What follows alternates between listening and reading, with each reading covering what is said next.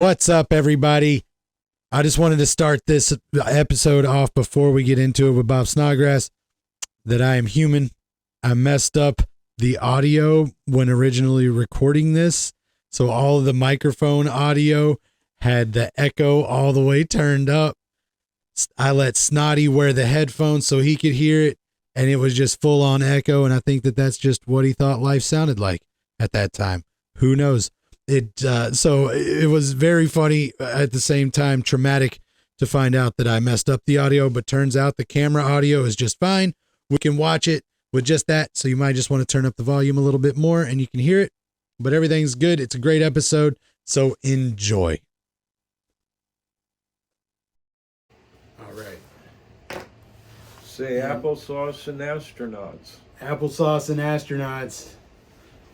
1 in 3, 2, 1.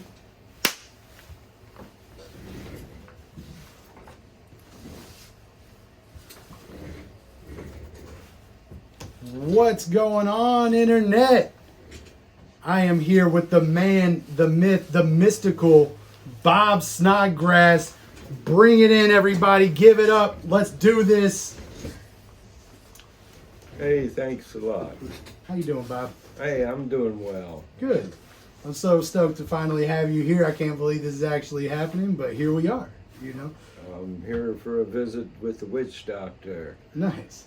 Yeah, we just had a dope drop, big drop of all the Snodgrass family glass from Bob, from his daughter Jenny, and husband John, or Jonathan? Jonathan. Yeah. And grandson had a little vase in there. Oh, that's right. Yeah, little Ryder Snodgrass, or Ryder Snodgrass yeah, right. Gettle.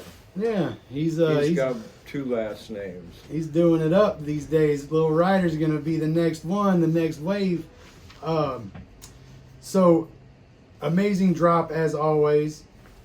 And again, it's so incredible to be able to hang out with you and kick it. I've known you now for 10 years. We haven't hung out, but I met you 10 years ago at the Degenerate Flame Off as just a young little Wookiee running around Eugene. And so it's really cool to finally be able to sit down on a level that I'm where instead of me just being able to afford a sticker. So the questions I want to ask is where it all began. Where did Bob Snodgrass decide, I want to make pipes? Oh, shortly after I met, fellow opened a store at the end of my block. I'd moved there the first of that month, and the month wasn't even up, and this new store popped up. It was a basement store, but it had a show window, and the sun shined in there depending on the time of year for an hour or so a day. Okay. I'm walking by and I look in the window, and sun shining on all this clear glass with little dots all over it and lines all over it of more clear glass. And I'd been smoking pot about a year then. That was 1971. Okay. I was 25 when I first smoked pot. And so these were glass pipes with dots all over? When I looked at them, I said, those kind of look like something you'd smoke pot with. And down the door I went, and in, and ding ding with the bell, and fellas at a torch, got a beret on and dark glasses, and he says, be with you in a minute. He's just working on a pipe. He's building something, I don't know what. I told him, oh, I'd love to watch, take your time, don't rush. And we started talking, and I introduced myself, he introduced himself, and he says, most cats around here call me Chuck. And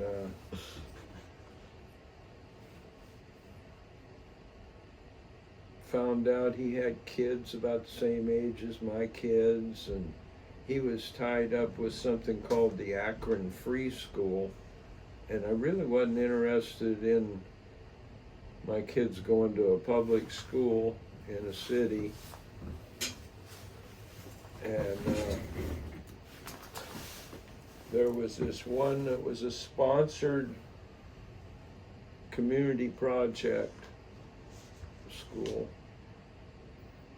and we got tied up with the Akron Free School and a group called Operation Fight, and that was food in ghetto homes. F-I-G-H-T. Did I get it all right? Something like that. Something like that. The triangle kush has effects on people, I've noticed. Anyhow, we started going to the free school and taking our kids there, and along with that, Chuck and says, you know, you and Marie make candles on the weekends, and I need to go out on a wholesale trip, and how about you drive me around and I'll show you where some shops are outside of Akron. Okay. And we This took is Akron, Ohio. Yeah. Oh, wow. I was living there in 1971, and that's when I met Chuck. And Chuck had grown up as a paper boy, was his first job. He was 9.5 when he got that, and by a time a year was up, an old man on his paper route says, I've had you my paper boy for the year, you're a good worker. I'd like to offer you an opportunity to have a career. And if you'll work for me until you're 18, I'll pay you a fair wage, more than you're making now, and As a paper boy? as a paper boy, and you won't be out in the weather. And the next day, Chuck's learning how to make a test tube. Wow. So like a scientific test tube. Yeah, so Wow. at 10.5, he's starting a glass career. Wow. And that He's 10.5 years old working the torch. Yeah, But like not having a grandpa or anybody like you, nobody. He's just like, by the way, I'm gonna put you in front of a torch with molten glass. Well, This is a different time. This is anyhow, Chuck worked with him just before Chuck turned 14. He's outside a jazz club, and somebody, okay. he smiles, and first time, and they smoke the doobie up, and he says when he goes to go home, he asks, can I get one of those for my teacher? A joint? Oh, nice. And he took the joint back to For his glass teacher. his glass teacher. Whoa. And his glass teacher was an old German man. He didn't grow up in the States with all the paranoia. He was in Europe, and so smoking a joint didn't seem too irregular. And Right. he says, oh, like hashish. Yeah. Yeah. And he was happy about that. What? And anyhow, So they figured out how to make a glass pipe. well, the old man didn't like the fact that papers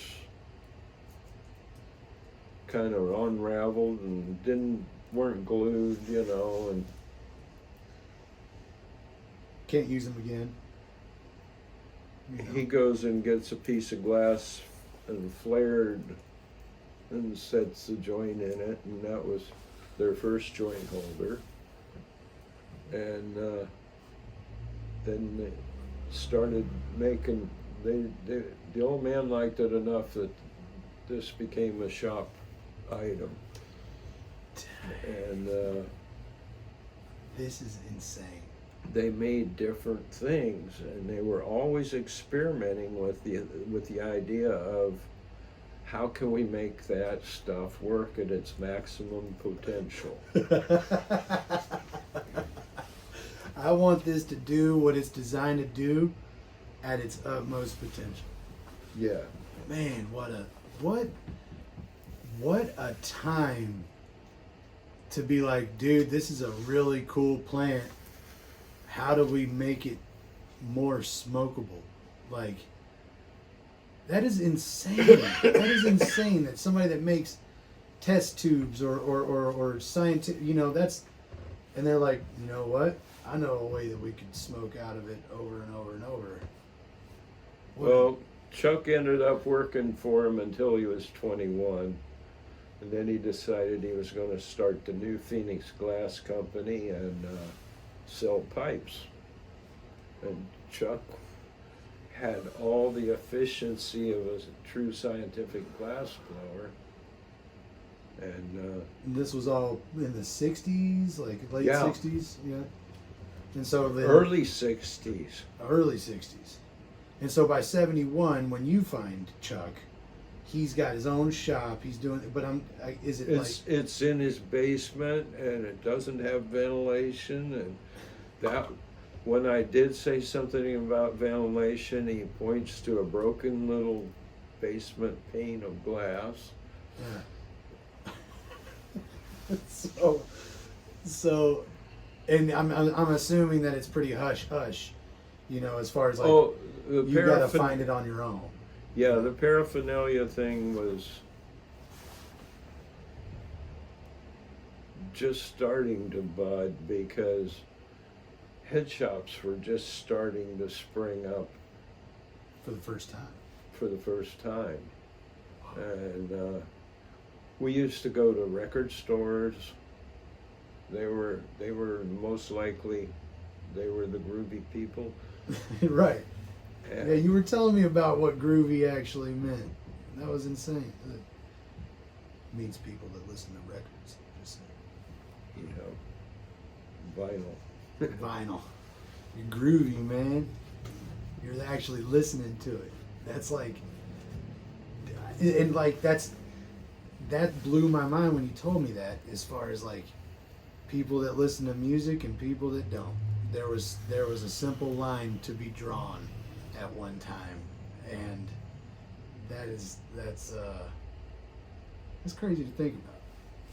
The whole like groovy thing. Because I was telling your grandson, his grandson was wearing corduroy pants. I said, "Why does a hippie wear corduroy?" I was like, "Because it's groovy, man." And then Bob let me know.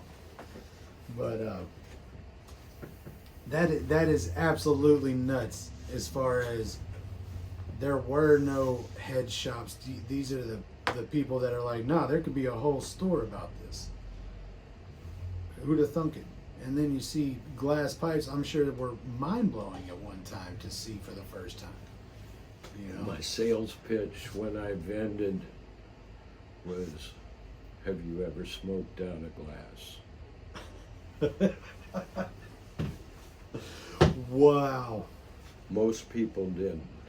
That's insane, because it was all metal or wooden rock or lamp parts, rock, antler, wood.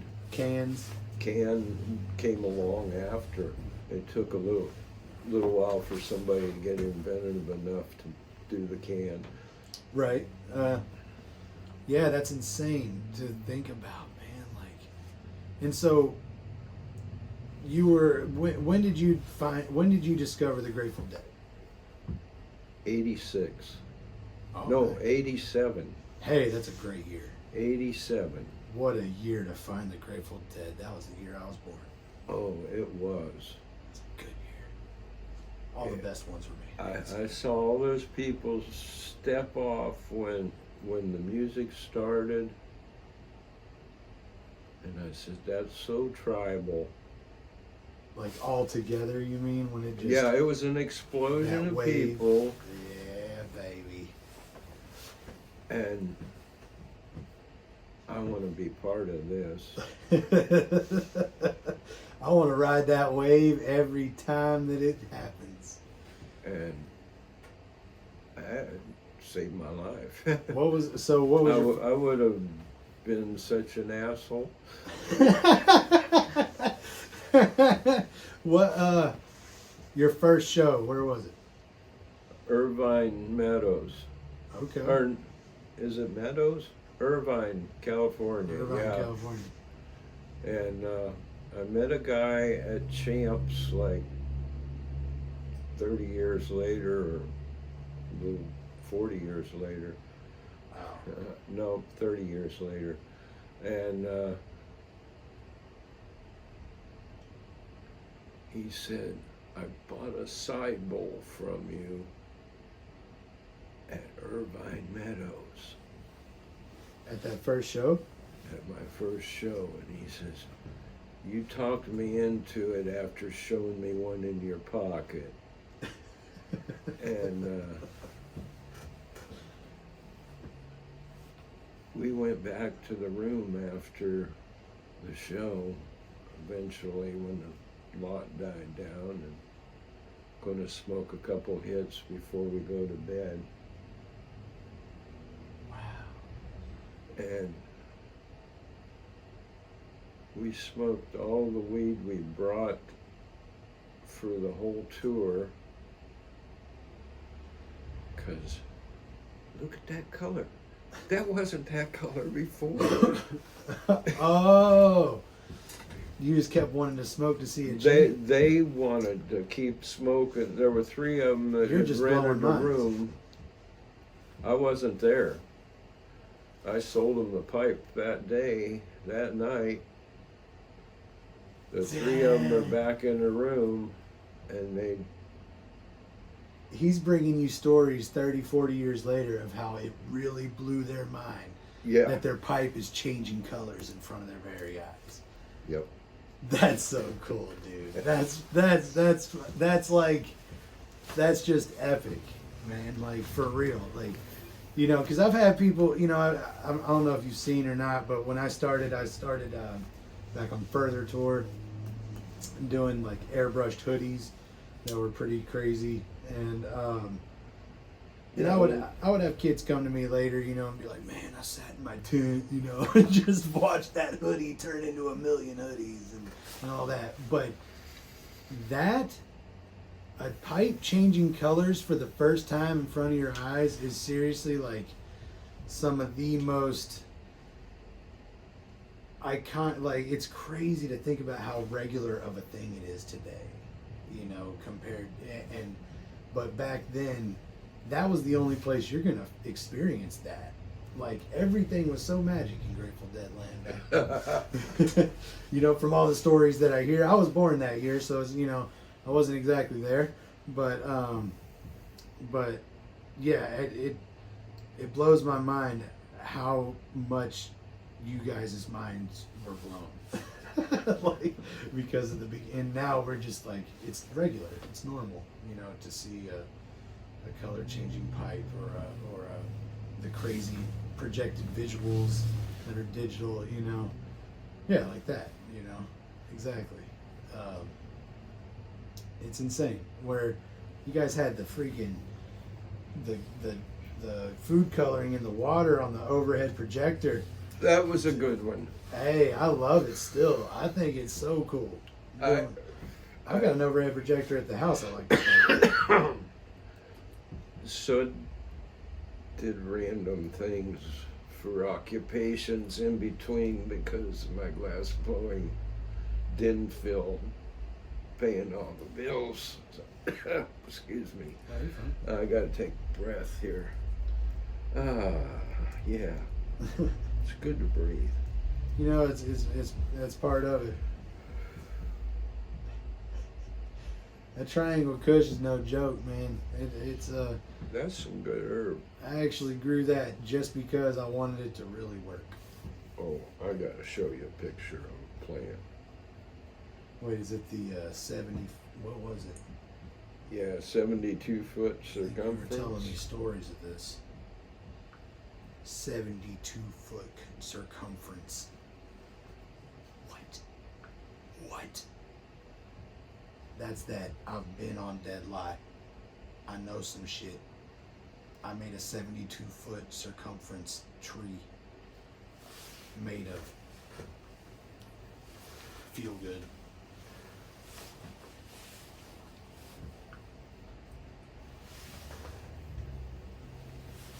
Let's see this thing. Jeez. My God, I wish I could show this right now. This is insane. This person is standing next to what looks like an orange tree. Those colas had to be as big as our heads. They are. Yeah, like they had to literally be like you're like holding a baby is what it felt like probably. So I made you a shirt because you are literally the original lot kid, you know, and we all get a kick out of ourselves for being lot kids that came up in parking lots, but you are the lot kid. You started it, so Ooh. I made you a lot kid shirt. And does that show up? And so on the sleeve, you got the classic 1 for 3, 2 for 5, baby. So I wanted to give you that one, so you know you have that, because there is no more lot kid than you, you know. Just in case you've been living under a rock, this is the original lot booth, the guy that you get something heady from, you know, and especially a glass pipe. Like that is, which is mind blowing. I can look right now and see 5 things that happened because of you. You know, well, especially the pipe that was made. This little top hat idea, that came from my original Mr. Happy. That would have had red lips and usually multicolored eyes and a top hat. It took me 10 years to get that pipe. And I saw, when I met Bob in 2010, I think it was, when I met Bob, I was a broke hippie. All I could afford was stickers. But he had his old VW bus out there, and it was, I just thought that this was the cool. Him and Marie, his wife, were out there, and he's got his setup, but he's also got the mystery boxes on the dash of the VW, and again, all I could afford was a sticker because I was pretty much homeless at the time, living in a van, and the coolest thing out of that whole experience is we're all done. I'm thinking you guys are like my idols, and you're like, yeah, just put the money in the gas tank. And I'm like, what? You know, yeah, just put it in the gas tank. It's right over there. There's a slit in it. And I thought that was, and there was literally a slit in the gas cap of this Volkswagen. Because at the time, I think you're driving this thing. I'm like, no, what? I'm no. like, how does this even, you gotta understand how much my mind was blown, because I'm like, how does this even work? I'm getting literally money in the gas can right now. And I thought it was the coolest thing ever. It's one of those wizard moments as a young hippie that just like, it's like you said, this guy sat in his hotel room, you know, just be like, look, it changed even more. There's more coming out, you know, and like, that's just, I love those moments. That's what Grateful Dead taught me, was like, live for that. Be forever seeking the next time you can get your mind blown. You know, and it doesn't have to be, you know, any under the influence or anything like that. It's just like, there are plenty of moments in life to have your mind blown. My most recent was Roger Waters. I saw him for the first time. Roger Waters. Yeah, he got me. I got to admit. He got me. You running around crying? I don't know.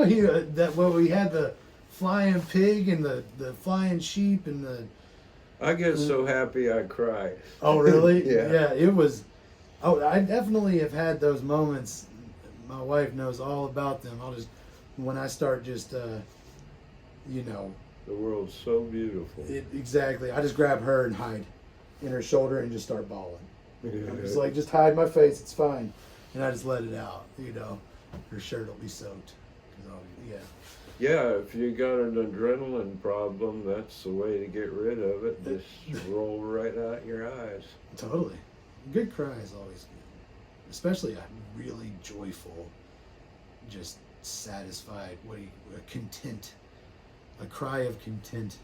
It's just like, wow, everything is just so good, exactly where it is, you know. But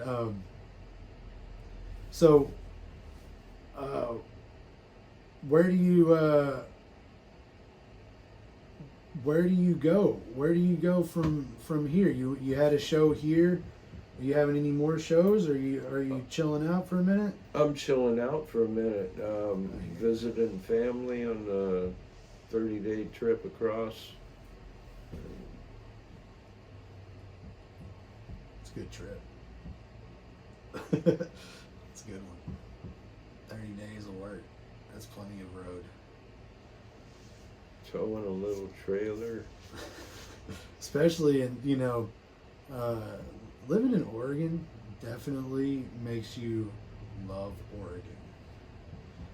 It is a pace that you get used to where you're just like, you know what? I like this pace. I'll stay at this pace. It's nice.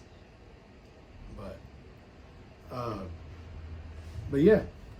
Anything else? What did I miss? I'm all stoned myself. Oh yeah, what sandwich did you wash your hands with?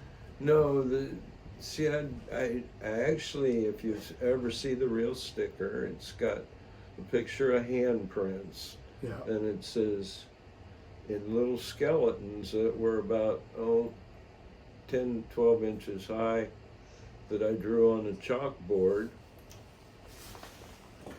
And took pictures and did this like so not tech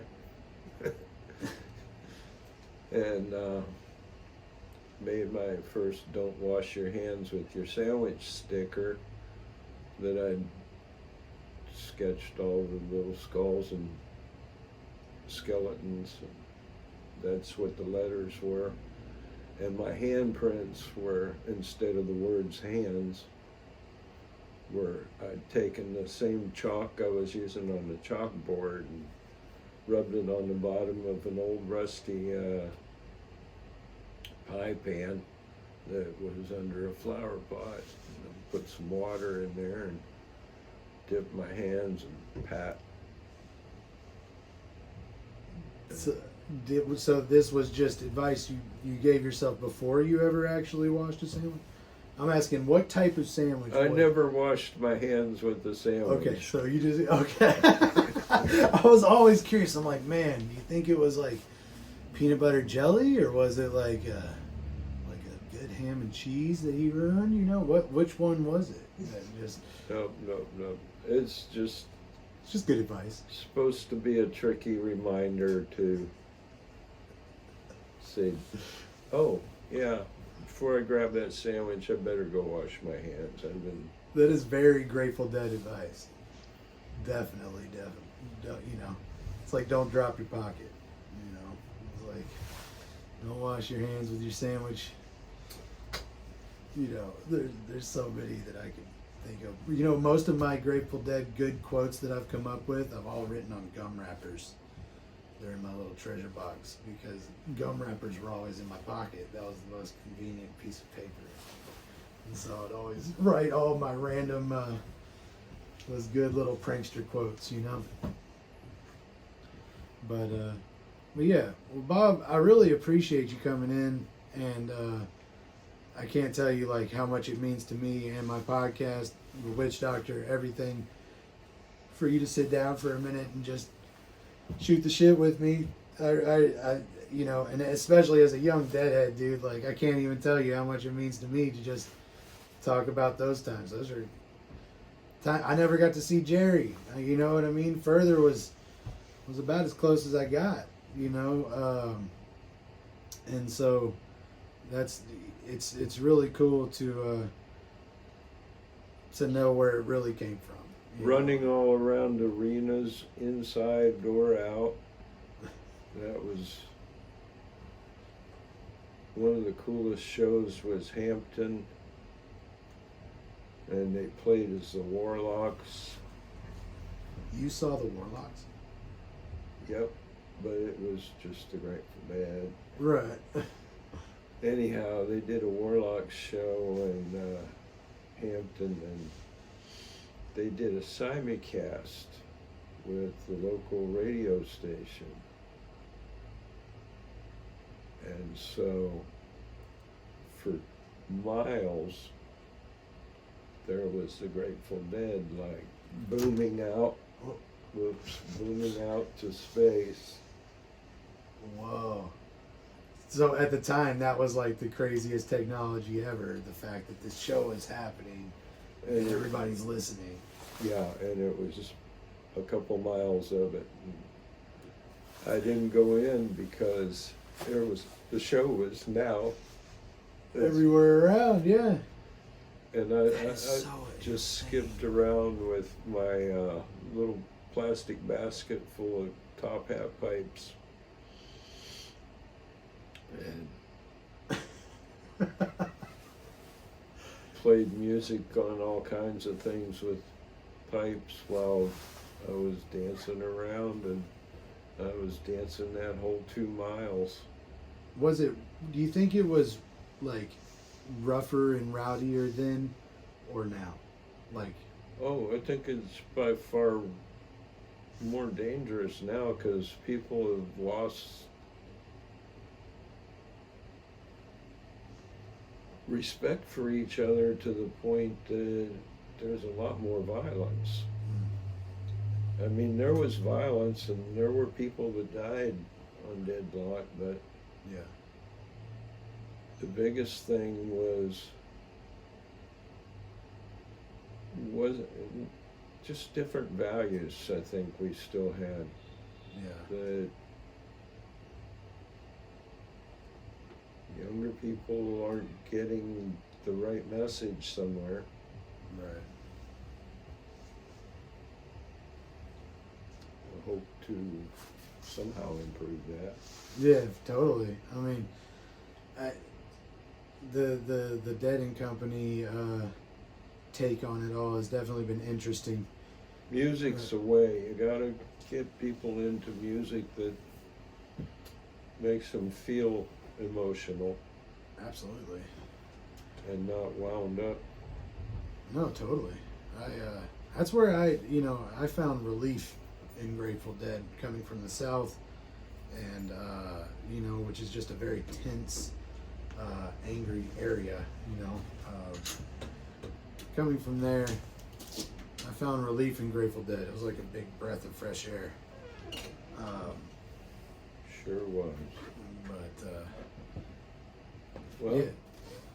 But yeah, I think it will live on. As far as the whole spirit of it all, as long as we teach it right. My kid definitely knows all about it, and so we'll see. Your grandson definitely knows all about it. And, so Alexa, play Ripple by Jerry Garcia. Well, no, the first time by the Grateful Dead, and Alexa didn't have it in that format anyhow. So I said, let's trick her. Alexa, Jerry Garcia band, Ripple. and it worked. It worked. We Nice. got it. Oh, it was acoustic, but You got to prank Alexa every now and then. anyhow, we've pranked her. My kid's loving heavy metal more and more. He's been to a lot of Dead shows for sure, like all kinds of bands like J-Rad. Oh, Ryder Phil. loves almost everybody good. Nice. And Nice. I love Ryder. He's a cool little human. I think he's gonna be a good legacy to carry on. he's been a lot of fun. Yeah, he's a cool kid. Him and my little dude had a great time. But yeah, man. I hope that maybe we can do this again sometime. Like, you know, who knows? I'm considering being able to take all this, you know, some of this on the road with me when I travel, and so who knows? Maybe I can pop in Oregon sometime, you know, while you're all making glass and or something like that. Who knows? But Shop's usually too noisy. You gotta shield it from the right, yeah. of the torch, and Maybe get one of those little clip-on mics and like turn up the what's it called? Dodge, something like that. It's like a filter, cuts out the outside noise, kind of like these do. Figure it out. Who knows? But I don't know. I don't know, man. I just make the pipes here, dude. Well, but yeah, I can't tell you, you know, how much it meant to me for you guys for you especially to wear the hoodie that I made. That was a big milestone in my life. And also to really see the whole family dynamic. You guys are seriously an inspiration. Your whole tribe that you've got. Like, I can only dream that my art and everything that I'm doing can make such an effect on my family and my tribe like you have. You're really paving a path for all of us, you know. And so I really appreciate you, Bob. I just want you to Thank know you. that. Beyond Grateful Dead and all that, just as a human being, for real, you believed in something. Grateful Dead was why I'm here. Yeah, totally. I mean, Jerry brought me, yeah. Jerry sent me, man. Yeah, Jerry sent me. Wow, did he send me. We used one of our friends was Dave McQueen. Okay. Dave, old black man that had been in the Navy, that was in San Francisco and earning money by doing tests at the college, and he was one of those fellows that went in there just like Kesey. Okay. And Became a good buddy of yours? yeah, he did. Nice.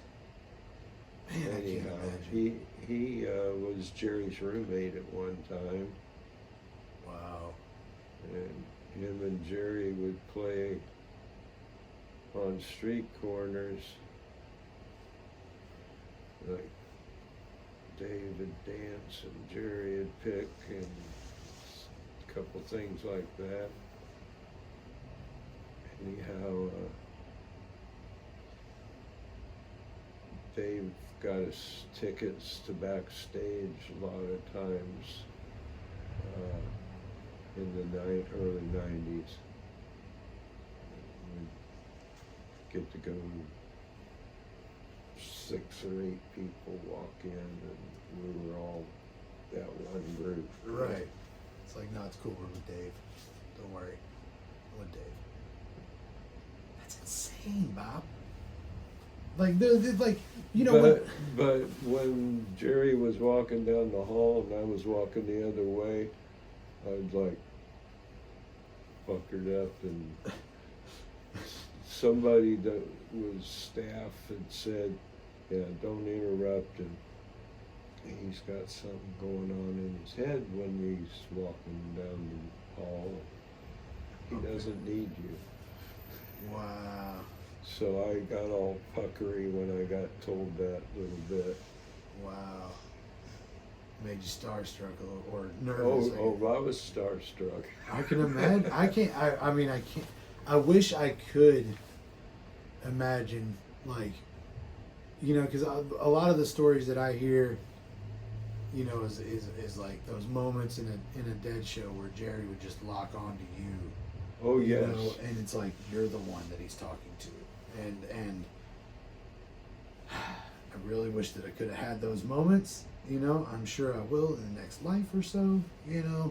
But Marie and I were slow dancing, and we looked up, and Jerry was like staring at us, and then he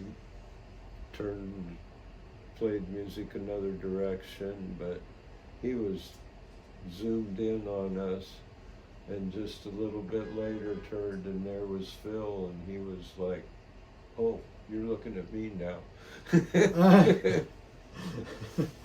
Wow. Dang.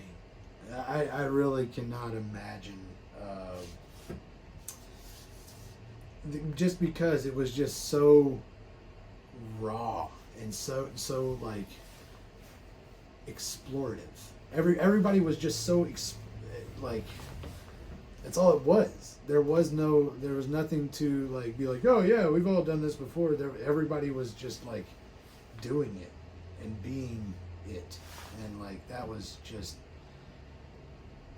I definitely admire it in a poetic way, just like looking at it in a way of like this dream that I can't ever really experience, but I can always like use it as a muse in my art and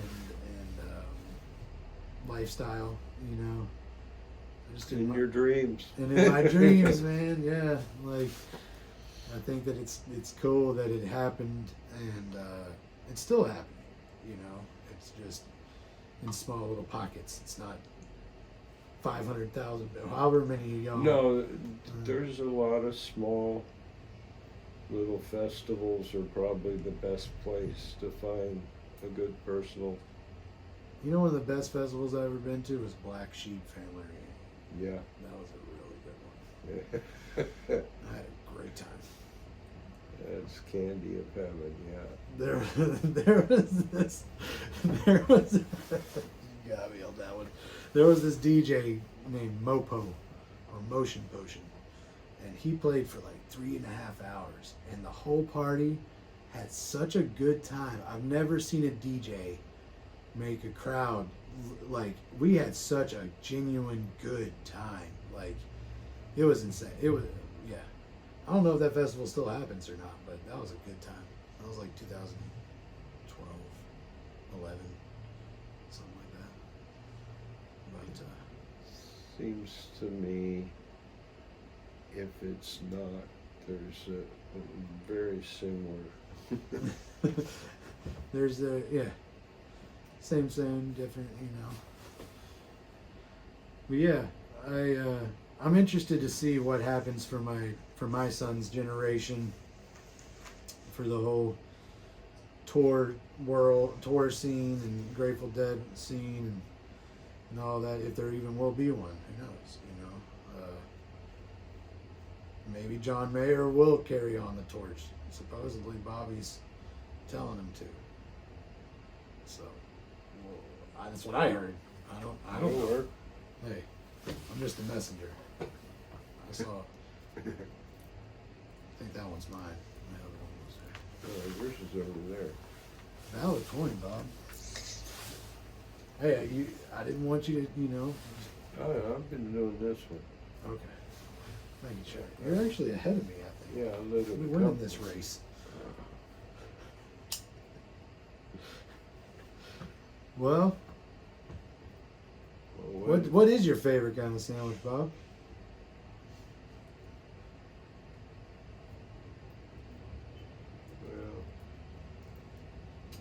Well, my favorite kind of sandwich. I think I have to say I'm a turkey club man. A turkey club is hard to beat. It really is. But I'll raise you a BLT that's fresh out of the garden Okay. Full of that sunshine. and pig that was raised by my son. Touche. Touche, salesman. Yeah, that's a good sandwich, Bob. I can't really beat that. I don't know if I have. It's a good one. There's a sandwich place that's near here called, I think it's called the Best Sandwich Place, or I think it is. It's called the Best Sandwich Shop. and I was like, man, this is a bold name. I went in there, and I got to admit, their sandwiches they're insane. I don't even remember what I ordered. I don't remember. I just like, give me the best thing you got. Best sandwich company. And I got to admit, whatever that is, it's in the North Shore somewhere. Look it up. It's really good. It's Yeah, well, I'm a tourist. I need to get over there. yeah, best sandwich company, I think is what it was called. It's good stuff. I like a good fat boy sandwich every now and then. You know, sometimes you just gotta eat a sandwich, take a nap.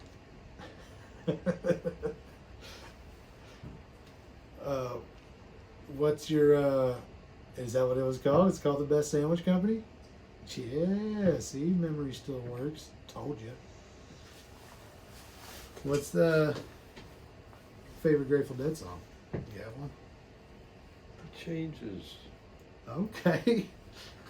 I can co-sign that. Definitely depends on the time of life. You like Widespread Panic? That's how I started. I'm kind of like all those guys that want to put forth sort of the dead image. Okay. And then I also like people like Yonder. Okay.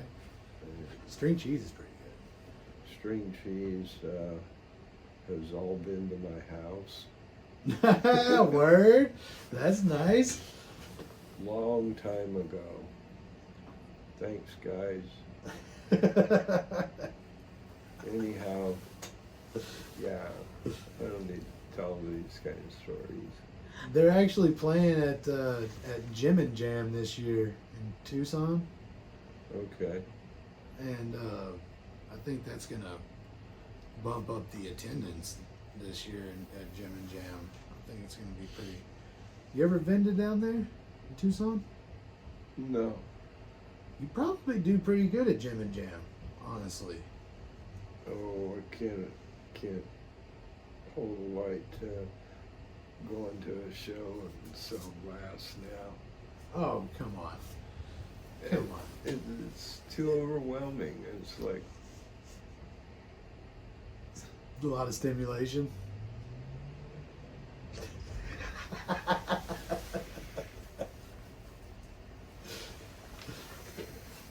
A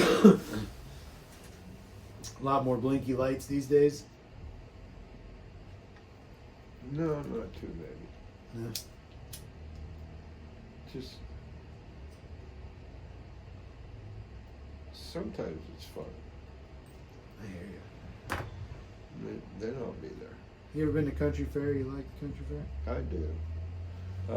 I demonstrated glass blowing over by the Ritz this year on Saturday morning, and it was 11 to 2. But that's a bad time for that location because the sun kind of gets in your eyes. Oh, okay.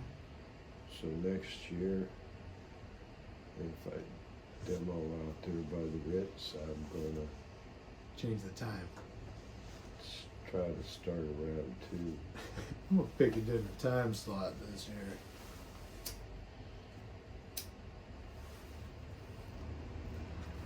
You haven't made it to the country fair yet.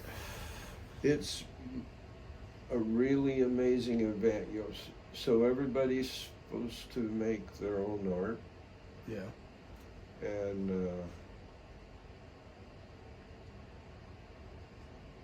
it's original work. So you gotta go. You gotta go. Go see the original art. But the trouble is they've whittled down how many people go in. Right.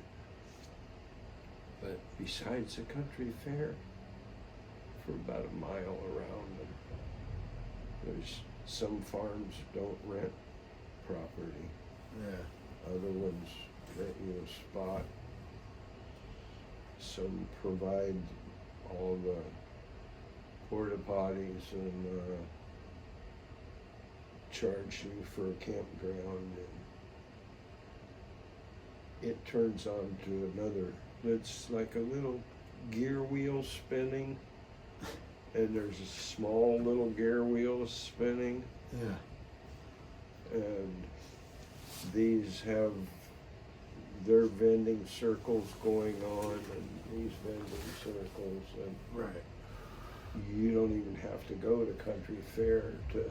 There's a whole world outside of it. There's a whole world outside of it. You can go get on the further bus. Right. Yeah. Totally. I saw the bus. When was the last time I saw when Further was happening? We did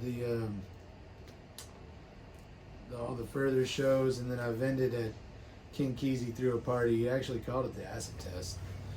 He threw a party out there in Troutdale, and I vended at that. That was pretty cool. Oregon. It's so funny. The whole time I lived in Eugene, I didn't realize.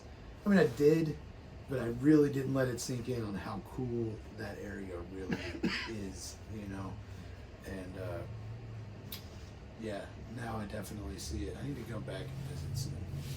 There's a lot more 7-story buildings than there used to be. In Eugene and Yeah, lots of new buildings still going up. So I definitely remember that Eugene wasn't as big as I thought it would be. I'm like, this is kind of a small city. You know what I mean? it's still a small city, but it's more city. Yeah. Okay. Saturday market's still good though. Saturday market, but they build a new building for the farmers market across the street from it. Oh, okay. So that's indoors now, some of it? Yeah. Okay, I'm gonna put that out for now. Yeah, you're still winning the race, honestly. I'm just acting like I'm smoking. Well, I hope to potentially collaborate some more someday soon on clothing and whatnot. Maybe we can make some more art, get some designs going. Let's see how many hoodies it takes to finally get that. I like that guy that had the towel idea. Who was that? Who was that? Out there, anybody know who had the towel? Who had the towel idea? Don't go any further. Right. No, you're right though. But yeah, we got some cool stuff in the works. I think we have some good ideas. Who knows? Did you get your sign? Yeah. Okay, good. Just making sure. But he's an artist. He did a fake bus of me, cut up some plywood, and braced it all together, and made a picture of me hanging out of the window of my Volkswagen. That Volkswagen, by the way, never ran since I've owned it. It had caught on fire. The engine burned up, and the transaxle's magnesium, and that burned so hot that the temper of the steel shot. And if you put an engine and transmission in there, you let the clutch out hard, it's all crooked again, and you ruined it. Right. So It's it's just gonna fold it up like an accordion in a yeah. sense. So I turned it into a glass studio. Took out all the bed and stuff. It's got the pop top roof, and I took out the back window and the back hatch. And in the back hatch, I put a fan, runs on 12 volts. I got where the motor used to be, pulls out like a giant drawer, and In the back. in It's the a back. big drawer for tools and. No, it's my battery bay for my solar cells that are on the front of the bus, on the Okay. roof. And that runs my exhaust fan. But to block my exhaust fan from blowing right in your face, I ran across this piece of ductwork that somebody had made into a Halloween costume, and it looked like a rocket jetpack. And I have that over the exhaust fan, and it diverts it and makes it blow straight down instead of right in people's face. So it's got a rocket pack on the back, and I've got LED lights in there that go blank, you know, just blankety blank, and lights flashing out. I took like 3 joint tapers that are not the kind of joints we were working with, but anyhow, sheet metal joints. And they look like little rocket motors, and it's got 3 rocket motors. And That's awesome. So that's what I saw when I went to. And then That's why I was so mind blown. I'm thinking this thing's got rocket boosters, and you put money in the gas tank. Yeah, You know, like there's a slot right there that used to be the gas cap. It is the gas cap, but I'm telling you, man. These are the things that kept us on tour, though. Is, you know, older cats not explaining. They're just being like, yeah, put the money in the gas tank right next to the rocket boosters. You know, and you just leave it at that. And then we're like, what do you mean? And then so we spend the next 35 shows wondering how to get rocket boosters and put money directly into the gas tank, you know.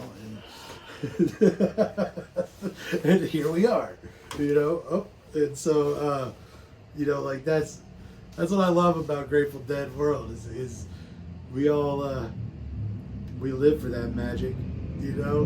That's the forever pursuit, you know, of like, oh yeah, you know how to put money directly into the gas tank and make the rocket boosters work? Well, I'm gonna figure that out, bro. You know, it's good stuff. it's a pretty nice little studio. I I can bet. stand up in it. I've got a metal sheet table that's got magnets all over anything I want to hold down. And It's probably pretty lightweight. I figure I'm planning on making a hammock that supports me, and even maybe my headrest will be part of the hammock, I don't know. And counterbalances of 2 pulleys and a bottle with water in it, so I can get the right, Okay. and I Okay. can lay in the hammock and sort of get in a Superman pose and blow glass laying down. I hear you, bro. Superman style. Yeah, my back wouldn't be tired, and I'd have arms that would be counterweighted. Yeah. Nice. I cannot tell you how big of a fan I am of pulleys and counterweights. My wife will tell you every single thing that we've got going on at the house. I'm like, we're gonna need some pulleys and counterweights, and it's gonna help us with this situation. We got to get the AC out of the basement. Let's get some pulleys and counterweights, and we don't even have to really lift it. No, you just keep walking up and down the stairs holding the rope. Yeah. See? Oh my God. I found my people. Finally. Somebody that understands pulleys and counterweights. It's just fun. It just makes life easier. But it's just, Instead of something weighing 180 pounds, you can make it weigh 10 pounds. that's all I'm saying. Finally. Of course, it's Bob Snodgrass that is finally the person that understands what I've been talking about this whole time with the pulleys and counterweights. I was lucky enough to have an old man that had a shop in his garage, and he did anything in there as far as woodwork or work on little machines and make them work again. And anyhow, Pop Myers was sort of my mentor. And I used to watch him work. One of the things he invented, which has finally come out of existence, remember in a phone booth where you could pick up the book and open it like that, Yeah. and there was enough table to let you pick whichever page? Well, if you look in some 40s movies, you'll see phone booth had a telephone book on a chain, and people would always be struggling. Okay. Pop sold the patent for the book coming up and opening onto the little table to the to the phone company Wow. for $50. And they used that, you know. He sold the patent for $50, like one time, $50. Yeah. Yeah. Wow.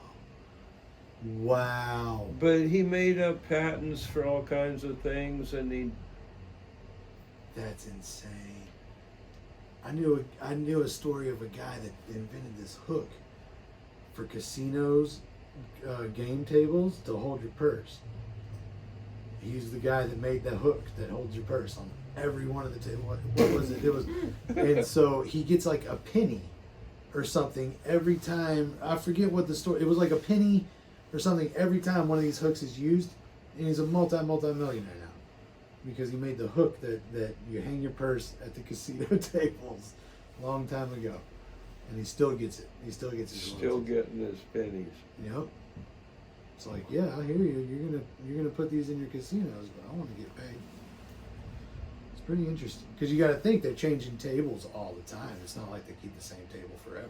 Nope. Brand new stuff. I guess those pennies add up. Well, what do you say we're? what time even is it? I don't even know. I'm going to be meeting up with.